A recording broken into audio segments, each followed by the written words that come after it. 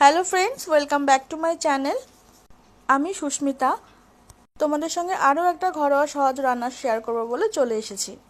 আজকে রান্না করব গুলে মাছের ঝোল, প্লেন আদা জিরে বাটা দিয়ে। কারণ যা গরম পড়েছে, বেশি ভারী তেল মশলা খাওয়াটা কিন্তু একদমই উচিত নয়। তো চলো আর কথা বাড়াচ্ছি না, সোজা রান্নার দিকে যাওয়া যাক। এখানে কিন্তু আমি গুলে মাছগুলোকে ভালোভাবে পরিষ্কার করে ধুয়ে নিয়েছি। এরপর নুন হলুদ মাখিয়ে নেব। নুন হলুদ মাখিয়ে নেওয়ার পর এদিকে আমি কড়াইতে কিন্তু তেল গরম করতে দিয়ে দিয়েছি। কড়াইয়ের তেলটা গরমও হয়ে গেছে। এদিকে আমি 1 চামচ মতো নুন দিয়ে দিয়েছি। দিয়ে তারপর গুলে মাছগুলোকে কড়াভাবে ভেজে নেব। আমার চ্যানেলটি যারা এখনও পর্যন্ত সাবস্ক্রাইব করেছো তাদেরকে জানাচ্ছি অসংখ্য ধন্যবাদ। আর যারা আমার চ্যানেলটি এখনও পর্যন্ত সাবস্ক্রাইব করনি তাদেরকে আমার চ্যানেলের সদস্য হওয়ার জন্য অনুরোধ জানালাম। মাছগুলোকে ভাজতে বসিয়ে দিয়েছি, আর এখানে কিন্তু আমি আলুগুলোকেও ভেজে নিয়েছি। আর এই গোল গোল আলু দুটো কিন্তু আমি মাংসের জন্য ভেজেছি। পেঁয়াজ রসুন ছাড়া নিরামিষ মাংস কিন্তু আমার চ্যানেলে আছে, যদি ভালো লাগে অবশ্যই সেখান থেকে দেখে নেবে। আর পুরো রান্না ভালো লাগলে অবশ্যই সাবস্ক্রাইব করতে কিন্তু একদমই ভুলবে না। এখানে মাছটা ভাজা হতে থাক, আর এদিকে আমি মাছের মশলাটা রেডি করে নিই। এখানে আমি 1 চামচ মতন আদা বাটা নিয়েছি।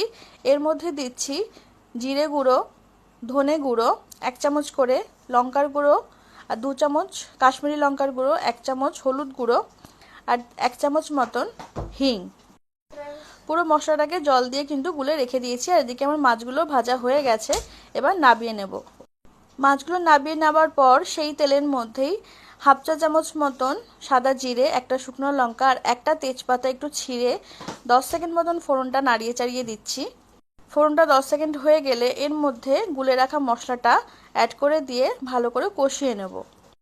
অলমোস্ট 10 মিনিট মতন মিডিয়াম ফ্লেমে মশলাটাকে কষিয়ে নেব। মশলা কষানোর একটা সুন্দর গন্ধ বেরিয়ে এসেছে, আর দেখো কেমন তেলও ছেড়ে দিয়েছে। এর মধ্যে দিয়ে দেবো ভেজে রাখা আলুগুলোকে। ভাজা আলুগুলোকে দিয়ে আরও 5 মিনিট মতন একদম লো ফ্লেমে পুরো মশলাটাকে কষাবো। 5 মিনিট মতন পুরো মশলাটা কষানো হয়ে গেলে এর মধ্যে পরিমাণ মতন জল অ্যাড করে দেব।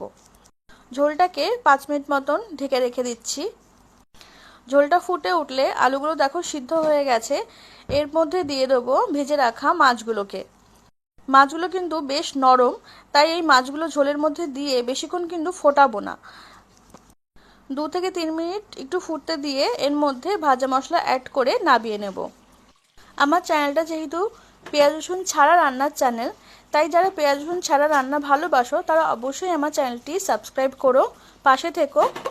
আর যারা পেঁয়াজ রসুন খাও তারাও আমার চ্যানেলটি দেখো, আর আমার মতন রান্না করো একবার ঘরে। দেখবে একবার রান্না করলে কিন্তু বারবার এই ধরনের রান্না করে খেতে ইচ্ছা করবে। আর অবশ্যই সাবস্ক্রাইব করো, লাইক কমেন্ট শেয়ার করো। আর তোমাদের একটা লাইক আমাকে অন্য একটা রান্নার ভিডিও তৈরি করতে ভীষণভাবে মোটিভেট করে, সেটা তো তোমাদের আগেই জানিয়েছি। তো চলো আজকের মতন এইটুকুই, দেখা হচ্ছে পরে অন্য একটা রান্নার ভিডিও নিয়ে।